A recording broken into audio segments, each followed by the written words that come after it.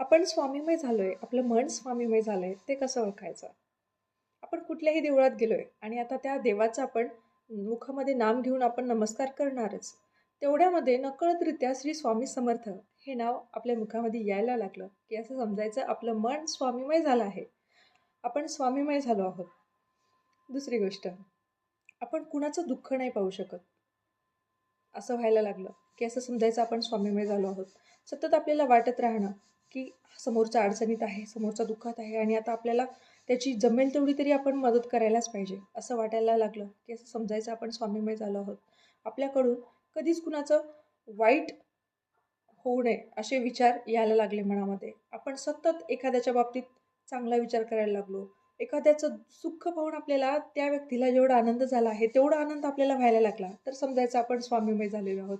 आपण कुणाचंच वाईट होताना पाहू शकत नसाल, तर आपण